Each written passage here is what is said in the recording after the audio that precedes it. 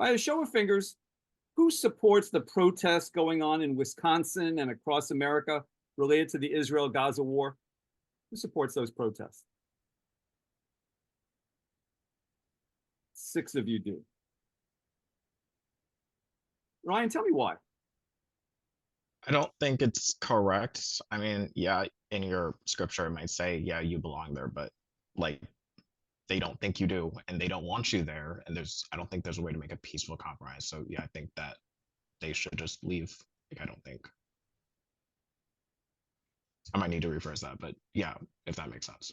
Take another stab at it, just so I understand a little better what you're trying to convey to me. The question was, why do we support the protest? Yeah, Because if the politicians in power aren't listening or following what we want, then that's a good way to get the word out of, hey, this needs to change. got it. Okay. There's a different reason why you support the protest. Suchita. I've mostly been seeing the ones that are happening on campus. Um, and I think it's completely unfair for students who are paying tuition to not have a say in where their money goes, especially if it's going to fund Israel's crimes. So that's from a more like grassroots level, but on a bigger scale, it's just indiscriminate bombing and war, and the deaths have just not been equal on both sides. Okay. Hunter? Um, I guess I would say I don't know too much about the protests, but I am an avid supporter of protest in general. And so if it's a protest, I support it because that's people's rights to protest. Okay. Got it.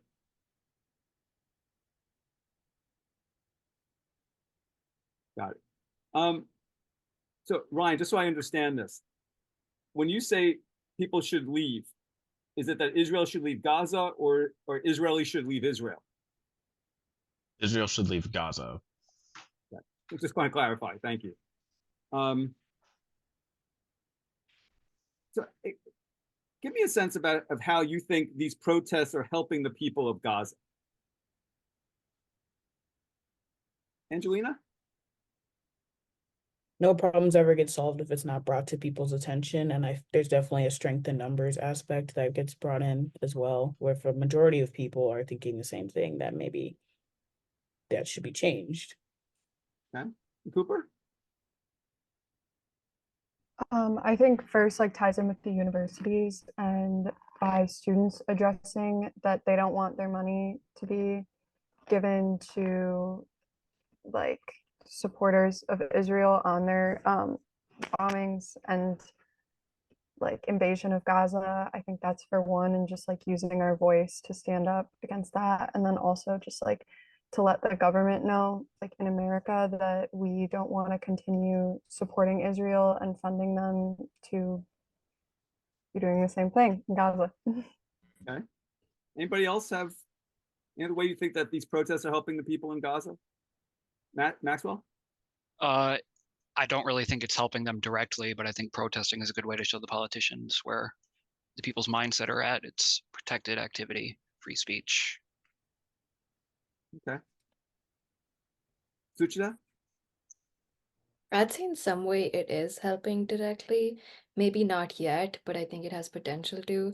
Because I know during the Vietnam War protests, um, the result of it was a lot of universities forced to redirect their funds.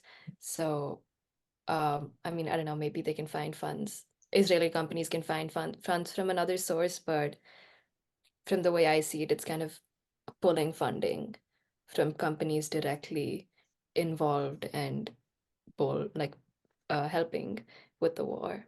Yeah. Got it. And how many of your schools are there encampments? People pitched in tents? Anybody have those on your campus? Suchita, you have it. Have you thought about being part of the encampments? I have thought about it. I'm also scared of getting arrested and don't want to be in jail.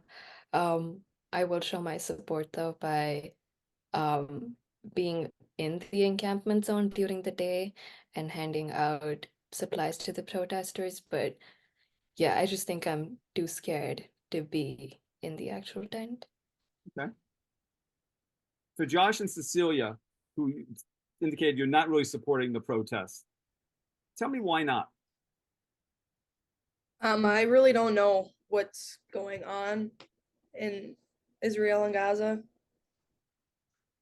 Okay. So I'm just in the middle. All right. And Josh? I'm all for free speech, but I think the problem is a lot like with Columbia, people are blocking students from entering schools when canceled. It's gotten property damage involved. Yeah, hang on a second. I'm going to interrupt you for 1 second. I'm going to get to Columbia in a minute. So I don't want to get too far ahead of myself. Okay, well that was I don't know too much about the local ones. So if you're just talking about local ones, if they're not getting violent, then yes, I support them. So that's You do support it if it's not violent. yeah, if it's not violent or blocking students, I don't have a problem with it. Okay. Got it. All right. So 7 of you would say that you support it. Okay.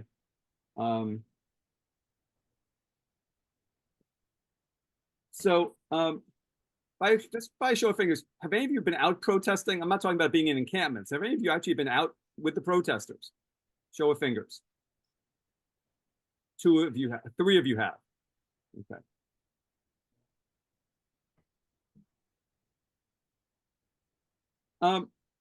So I want to play a quick video from the New York Times, today's New York Times, of what's going on at Columbia University in the last day or so.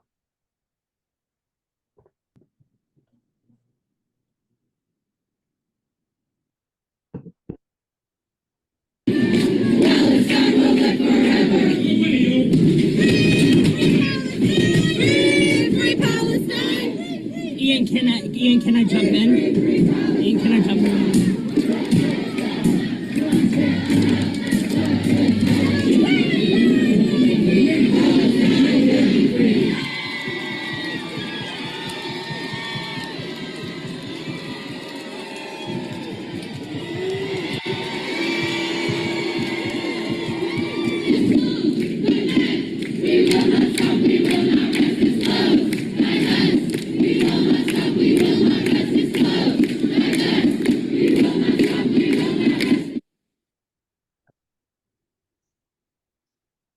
By a show of fingers, who would like to see protesters do something similar where you are and take over buildings on Wisconsin campuses? Who'd like to see that? I just show you Columbia. Who'd like to see that happen on campuses in Wisconsin? 2 of you, Suchita and Maxwell. Maxwell, why?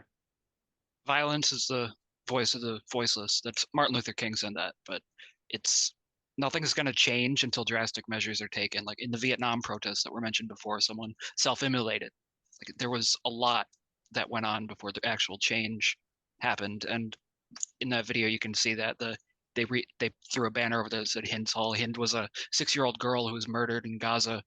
And they not renamed, they put like a banner down. But yeah, it's symbolism. Okay.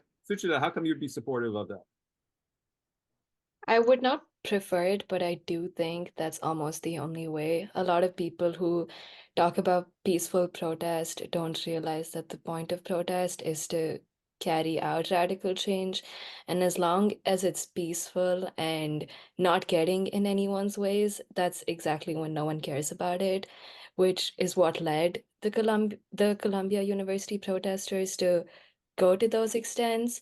In Madison, with the current encampment, our chancellor is asking everyone to empty it out, and we have a board of faculty members who are in conversation with the chancellor, but the demands are not being met, so the encampment isn't going to be cleared out. So I think I guess what I'm trying to say is the Columbia protesters took that level of extremism because their demands weren't met, and that seems like the only option with the way things are going. Yeah. Thank you. So for the other 6 of you, you would not like to see what's happening at Columbia happen on Wisconsin campuses. Am I reading that right? Okay. Could I actually change over to I would, I guess? Okay, that's fine. let me hear from the other five of you who don't want to favor. Angelina, tell me why you wouldn't support that, like taking over buildings. Because the buildings didn't create the problem. And like my Wisconsin school personally is already underfunded and like at risk for being shut down. And we don't have the money or the funds. And that's going to make the tuition rates go up even more if we start destroying the resources that we have already. So I just think it's unproductive to be destroying what we already have to Okay. prove a point. All right. Cooper, tell me why you wouldn't be supportive of this, of taking over buildings.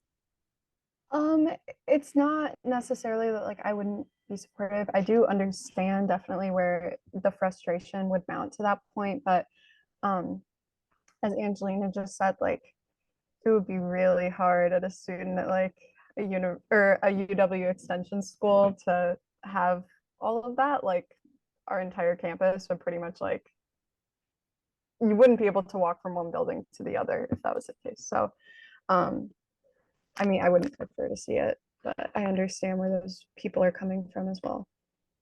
Okay, got it. So what do you all make of university administrators who are telling students that they have to leave their encampments or be suspended? Ryan, what do you think of that? Sorry. I think that's kind of like a stupid thing to do, to ask students to leave. Like, it's free speech, just let them, like, they're not disrupting anyone. They're just minding their business. Just let them sit. Just, yeah. Okay. I said, let me hear from Cecilia. What do you think when administrators telling students they have to leave their encampments or be suspended? Is that fair or not fair? I mean, if they're doing it peacefully, it's kind of unfair. They should be able to just sit there and protest that way. But if they're like getting in the way of other students, then it could impact their way of like learning and stuff, and even impact the other students basically. Okay, so but wouldn't that seem to be the case if a group of students are taking over a building at the university and nobody else can get in or out? Building can't use it for teaching, can't use it for research. Does that? I mean, which way do you lean in that situation? If they're taking over buildings, I feel like being suspended is the correct way, because then it affects if I get to learn the material for what I need for class. I mean, we are on universities to learn and get degrees and do things for the world that way. Okay. So by a show of fingers, who thinks that the university administrators are correct? They're taking the right approach, and they tell students they have to leave their encampments or be suspended. Who approves of that approach that administrators are taking? Show of fingers. Oh, so only two of you are. Okay. So Hunter, it's too aggressive for administrators to say that to a student living in an encampment. I don't know if I'd use the phrase it's too aggressive. I feel like it's not right, because students pay to go there. Students, like they give money to that campus to be there. And I feel like once you start threatening with things like that for protest, it quickly can get to where even the slightest protest can be met with, we're going to suspend you if you don't stop protesting. And so I feel like you shouldn't set the precedent. Okay, so let's play devil's advocate for a second. So I'm a student at the same school you are. You're out there protesting. This is again hypothetical. There are students who are up day and night. They're banging on drums. They're making a lot of noise. They're making it inconvenient for me to get around. They're drawing a lot of unwanted attention from the media. My experience as a student there is being undermined by your protesting. Don't I have some rights also as a dues paying student? I would say yes, and that's where I struggle with trying to argue with protesting, but also the point of protesting is to disrupt and to like be kind of annoying, I guess, for lack of a better word, because if it was just in a small corner in the middle of nowhere and it didn't get in the way of anything, then what is it really achieving? So agree. I'm going to play devil's advocate a little bit more on this. Why do you have the right to protest and I don't have the right to be left alone and to enjoy the quiet and solitude of a college campus? Why do you win and I lose in this scenario? Well, I would say there's alternatives. I would say I guess if a group of students took over an entire campus, then I could see the argument. But I know at least with my campus, if one building was taken over and that would hinder me, yes, but I do have other alternatives. But I mean, so does the protester. Got it. Okay. Thank you. Being very kind. Let me push back. I appreciate it. All right. So some people are saying that these protests are anti-Semitic. By a show of fingers, who thinks that they are? Who would say, yeah, yes, not a kind of so-so. Who would say, yes, these protests are anti-Semitic? Can we get a definition on the word? Not yet. Okay. So Josh, Hunter, two of you think they're anti-Semitic. Josh, how are they? I mean, I've seen clips on Columbia where they won't let Jewish students through. And I mean, I hear from the river to the sea, and Israel has no right, Jews have no right to be in Israel. These just seem like statements that are pretty against the Jewish people, and they don't have a right to defend themselves. I mean, it was Palestine who initiated this conflict, and now them defending themselves is being called a genocide, which I don't really see that anywhere. I mean, if someone wants to change my mind on that, that's fine, but I don't think it's justified. Okay. Hunter, how is it anti-Semitic? I have just seen too much online where it's like the rogue poster or comments being screamed or something that just there's too much of it in the protests of anti-Semitic things being said or written that I feel like it's becoming part of the protests. Okay.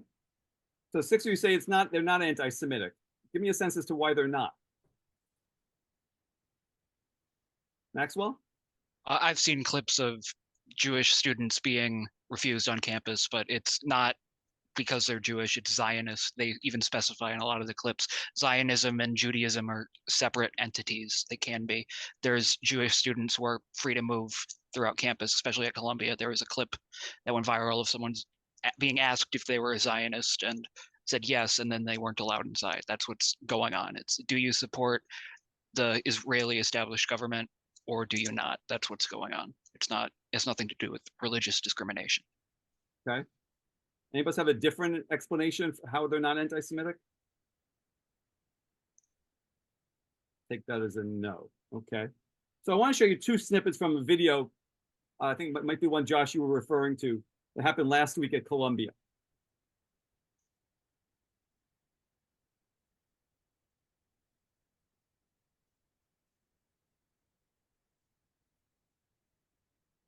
We have Zionists. Who have entered the camp. We are going to create a human chain.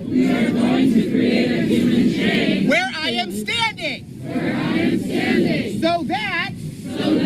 They do not pass this point. And infringe upon our privacy. And try to disrupt our community. Excuse me, do you see what you guys are doing to us? We are going Do you see to how hostile this slowly is? And you're asking me not to record? walk and take a step forward. Yeah, I absolutely feel threatened right now. So that we can start to push them out of the camp. One step forward. Another step forward.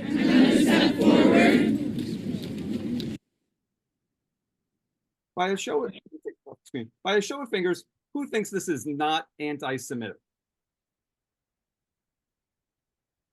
Let's say it's not anti-Semitic. Okay. Ryan, tell me why it's not anti-Semitic. Sorry, if all they want is just for you to move out that space, you can just move out that space. There's nothing like, I guess it kind of is I guess to a point, but you can just move. Like there's nothing forcing you to stay there. Okay, so if someone's a pro, I know. And when I was phrasing it, I'm like, wait, I guess it kind of is. So yeah, no, I'll put my finger down for that. That's fine. I'm not trying to change your mind. I'm just Yeah, trying. no, I know, but when I was explaining, I'm like, I guess it kind of is. But yeah, no, just ignore me. Okay, that's fine. Sucha, Yeah. how is that not anti-Semitic? I guess I don't know all of the information surrounding it. It didn't seem like he was being attacked for being Jewish. They specifically used Zionism. Um, so with the information I have, it's not anti-Semitic, but if it was purely because the guy was Jewish and not because he was showing any sort of Zionism, then I would say it was anti-Semitic. Got it. But yeah. All right, show of fingers. Who agrees with Suchit on that? Okay, so you're making a distinction between anti-Israel and anti-Jewish. Is that what I'm hearing from you guys? Okay. Is there any distinction I'm missing here? Got it. Okay.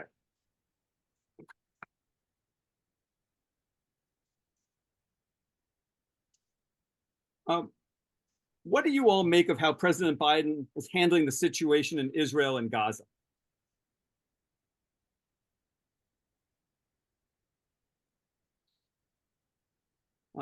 Cooper. The question was like, what do I make of it? Yeah. Okay. I think he's kind of just trying to play both sides. He's trying to like appeal to the public while also giving massive amounts of money to Israel, which just kind of seems manipulative. So I don't really agree with the way that he's going about it. Okay. Who has a different view of how President Biden's handling the situation in Israel and Gaza? Maxwell?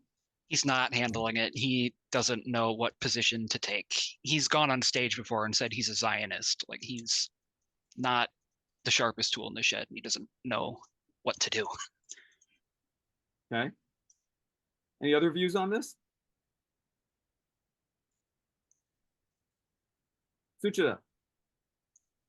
I guess I would say he's handling it just how I would expect America in general to handle it. I feel like Republicans and Democrats really agree on the issue in Israel and Gaza and continue to fund Israel. So I would say maybe he's handling it kind of how I expected it to be handled.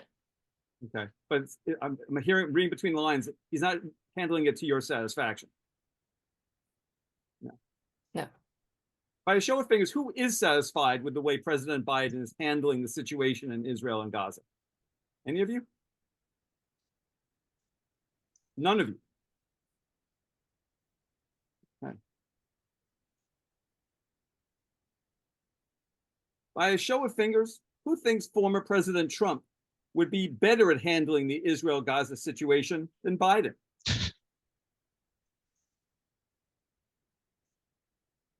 Also none of you. Why not?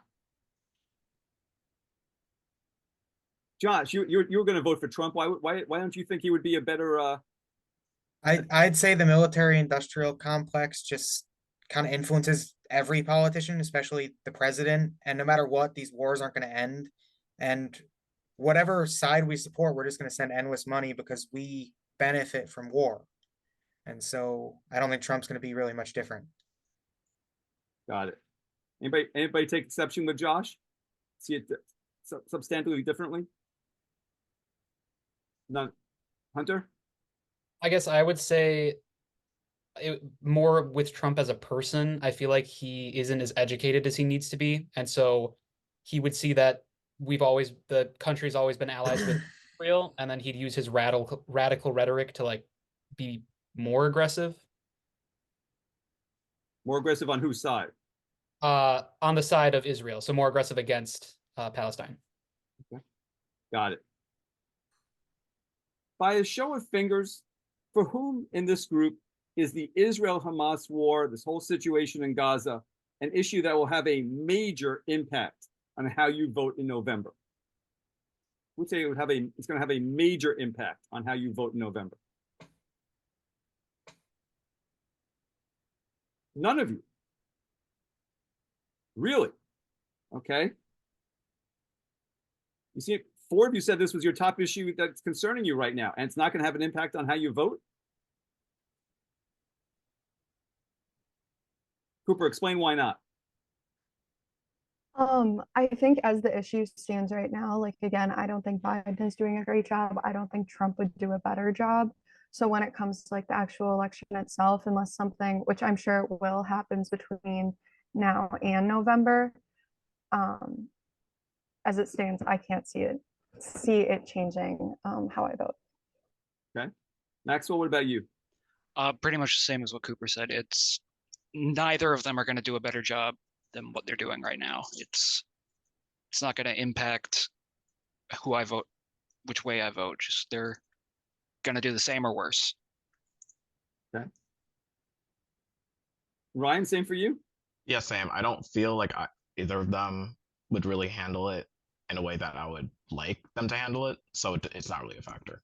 Okay. So basically, just so I understand this, you guys want to clarify this for me. You're unhappy with the way Biden's handling it. You have no confidence Trump would do a better job. It's kind of a wash. So other issues will rise up because this one just, you're not going to see a way forward on either one. Am I reading that right? Yes. Okay. Did I mischaracterize how you're looking at it? No. Okay, great. By a show of fingers, who supports the protests going on in Wisconsin and across America related to the Israel-Gaza war? Show of fingers, who supports the protests? Talk about the ones on the college campuses. So all 8 of you support them. Amara, tell me why. I feel like I've had a lot of really mixed views about this because I have really conservative parents, but I'm around a lot of liberal people. So I feel like at first I was like supporting Israel, but then I feel like the more that I learned about it, I'm like, this just needs to end. And like, we need to stop killing people and hurting people. And I feel like supporting Gaza or Palestine is going to be the easiest way to get to do that and go about that. Okay. Sophia, why do you support the protests? I think the protests are very empowering to see a lot of young people on these campuses like rising up together in solidarity with Gaza and the Palestine, the Palestinian people that are being, killed and genocided by the IOF. And I think it's bringing a lot of awareness that I think the mainstream media outlets kind of tend to misconstrue about like what's been really going on in that region for the past 70 years. So I think it's really educational as well. Okay. How are these protests helping the people of Gaza?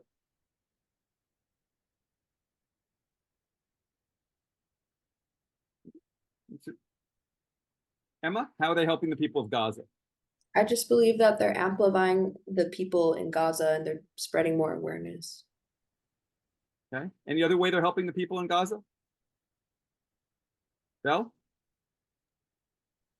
I would say that the protests are also sort of demonstrating to the presidential candidates that there is a very large desire for the US government to step in some way. Step in and do what? Whatever they can to try to stop this essential genocide. Got it. Okay. So out of curiosity, how many of you are at schools where there are encampments?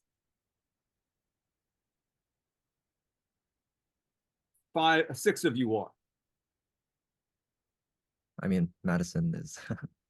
Yeah. So just out of curiosity, how many of you have protested?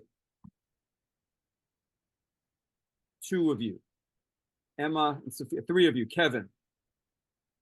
And just out of curiosity, none of you are in encampments. Let's give me a sense as to why you chose not to be in an encampment. Sophia? I mean, I was in the encampment, but the rules are pretty lax. Like you're allowed to go in and out as you please. But in general, it's very peaceful, very welcoming community. Wait, hang on a second. I want to talk to people who are not in encampments. Okay. So Wait, hold on a second. Emma, were you in an encampment?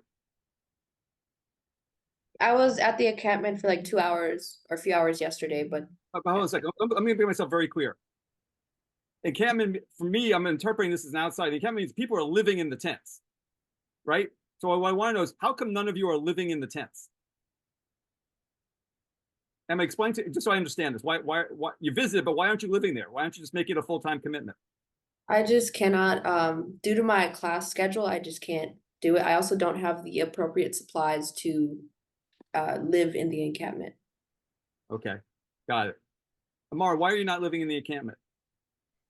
I kind of don't appreciate how lax the rules are there. I feel like if you're gonna protest and like live somewhere, I feel like you should, like commit to what you're doing, and you shouldn't be able to, play, yard games and like go and leave as you wish and please. Like, I feel like that's almost like a mockery of the people who are actually suffering right now, and like the people who can't like find a home and actually have to live in tents and actually are struggling. And I feel like that's a little inappropriate. Okay. Bella, why are you not in the encampment? I have things like, of course, this focus group that I need to do, and if I want to be able to graduate or to have money, I can't be somewhere where I don't have Wi-Fi or a private space to be doing something like this. Got it. Okay. And Daniel? Yeah, like the others say, I just have so many other priorities that just take greater than I know this is like a bad thing or like a horrible thing to say, but like something that's happening across the world. Okay. Like, yeah. Got it. Okay. So I want to play a clip, very brief clip from today from the New York Times website of what's going on at Columbia University in Manhattan over the last day or so. Cindy, if you could bring that up.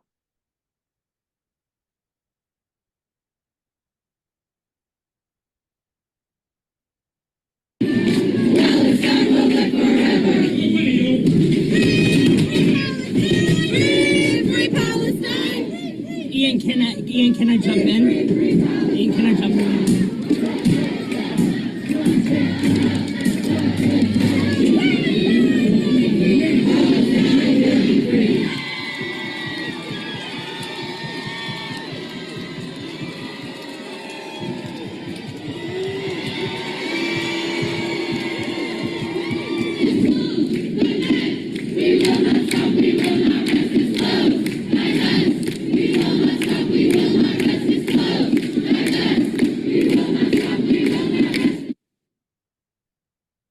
Thank you.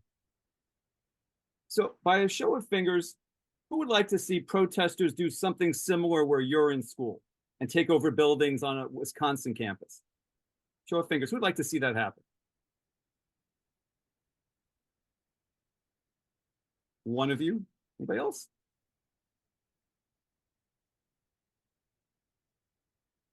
Bell, why? I don't know, I feel like it makes a more powerful point. I think it can be done in ways that don't cause property damage. That being said, property damage over, again, we're talking about a situation where there's a genocide. Okay. Got it. The other 7 of you, why wouldn't you want to see this happen on your campus?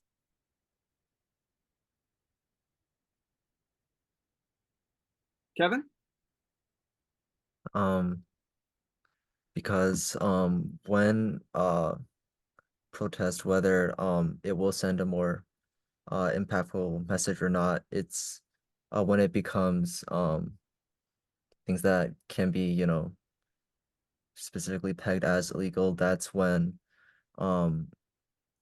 stuff like police usually get more involved, and I don't know, people have been hurt at uh in instances like those. So I'd rather not see students get hurt by hurt for doing what they feel is right.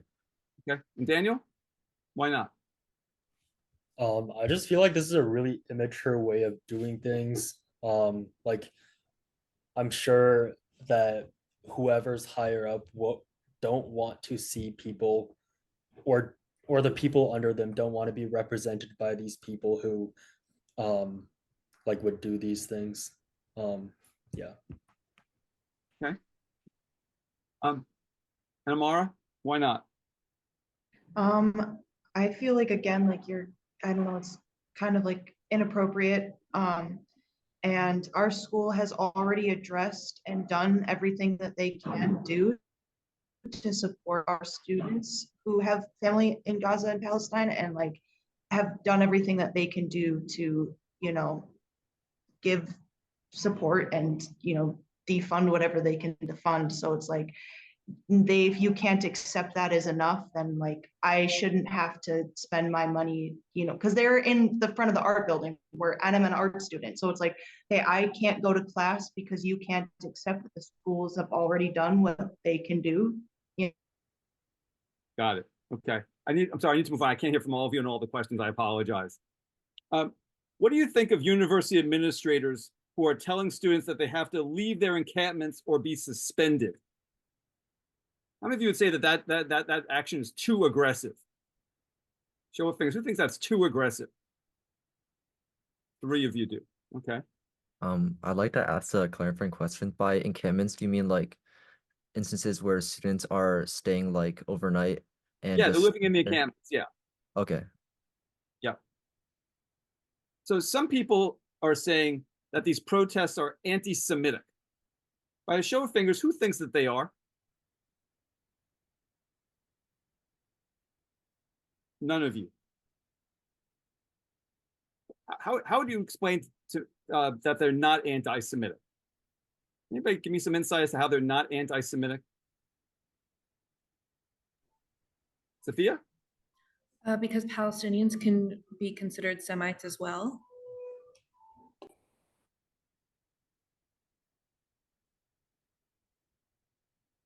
Okay.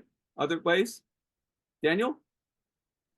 Well, anti-Semitism is basically racism at the end of the day. But I don't feel like what these protests are doing is racist. It's more like there's a cause and effect. Meaning what? Meaning that these protests are happening for a reason, not because they don't like Jewish people or people from Israel, but because of like what Israel is doing is wrong. Okay. Got it. I want to show you a couple of snippets from a video of something that happened last week at Columbia University. I just want to get your take on it.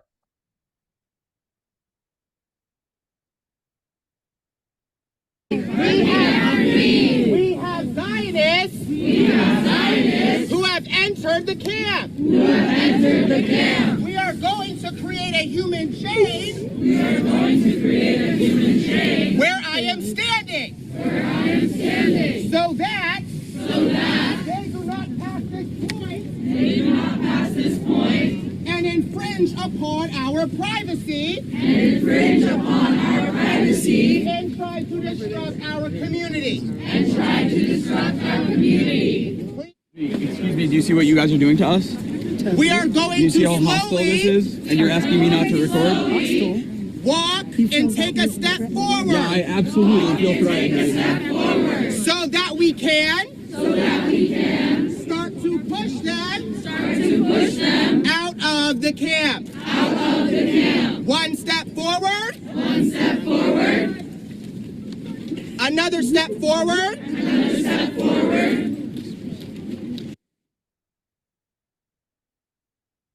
So, by a show of fingers, who thinks that this is not anti-Semitic? Who thinks this is not anti-Semitic?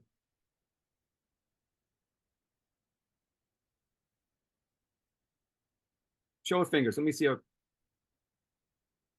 Not so. Who thinks this is not anti-Semitic? I mean, I was kind of confused about the whole video. Okay, 5 of you think it's not anti-Semitic.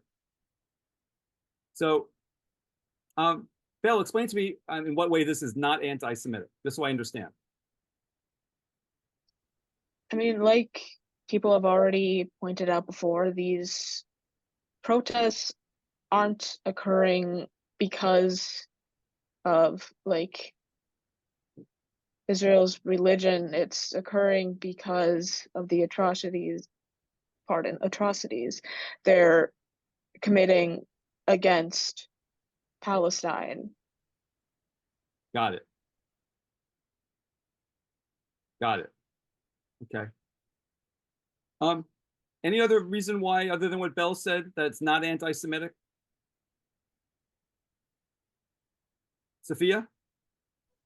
Yeah, so being a Zionist means that you support the state of Israel.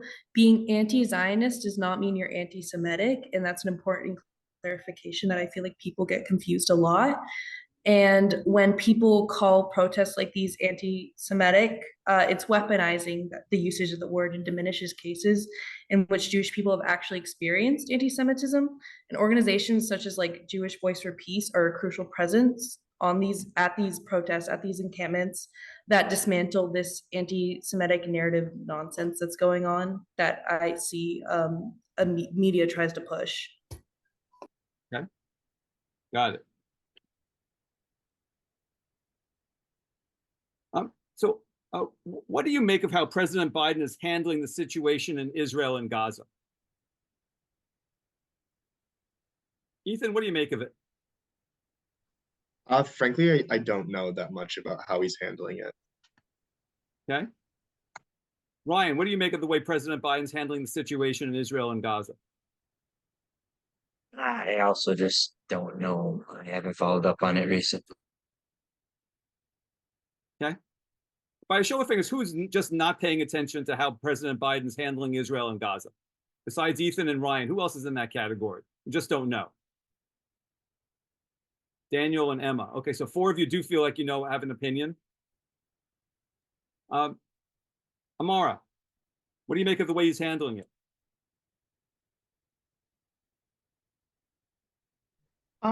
I don't really like it. I know that he has been giving a lot of funding to Israel, and I don't think he should be. I feel like there's so many people who like are obviously coming together and like saying like he shouldn't be doing that, and I feel like like he should listen to the American people and not just worry about himself. Got it. Okay. The other 3 of you who are aware of Biden's handling, and you agree with Amara? You do. Okay. By a show of fingers, who thinks former President Trump would be better at handling the Israel-Gaza situation than Biden is? You think Trump would handle it better? None of you. And why not?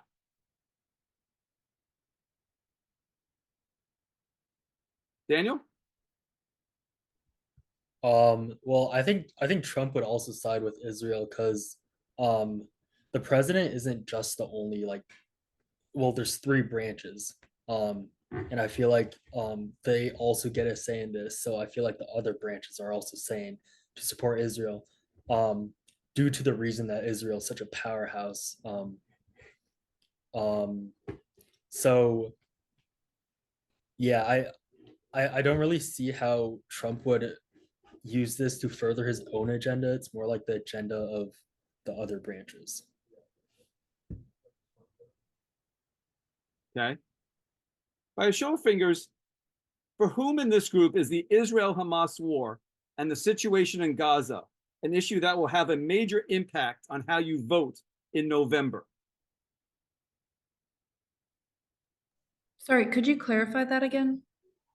By a show of fingers, for whom in this group is the Israel-Hamas war and the situation in Gaza an issue that will have a major impact on how you vote in November? This is a voting issue. It's going to help determine who you vote for. For 5 of you. Okay. Wait, 6. Wait, hold on a second. Kevin, I got quick, faster on the draw, man. My bad, my bad. Okay. 6. Okay. So hold on a second. Tell me very quickly, Sophia, how's it going to affect your vote? It's going to affect my vote because I don't want to support a person who supports and funds genocide. Okay. So it means you so what does that mean? You know, That means if Joe Biden does not change what he's doing, I'm not going to vote for him and I'm not going to vote for Trump. And I won't vote for any of those options. got it. Okay. Ethan, what does it mean for you? I don't want to vote for a candidate who's going to fund either side. I don't really feel like it's our issue to fight. Got it. So what does that mean? Practically. So like if one candidate was to like say like I want to fund Palestine or Israel on either side, I would probably go away from voting for them. Like I'd prefer a candidate who would not stay in the issue. Okay, so hold on a second. Just for the 6 of you who this is a voting issue, I want you to assume for a moment, though, that both Biden and Trump are going to be standing foursquare behind Israel in this campaign. And that Congress just voted a huge package to go to Israel to support them. It was a bipartisan package. So you have mainstream support from both Democrats and Republicans in the House and the Senate and President Biden and ostensibly President Trump. If that's the case, how are you going to decide? Are all 6 of you going to not vote for Biden or Trump because of that? Explain this to me, Kevin. I think that I would still make a vote possibly for Biden or Trump because there's a lot more issues that factor into my vote other than this one. Okay, so I'm. Mm-hmm. Let me ask my question carefully. For whom is this? For who? Of the 6 of you, for whom this is going to matter? For whom is the Israel Hamas Gaza situation going to be? Do you think the deciding factor in who you vote for? So just for one of you, be the deciding factor, and how so, Amara?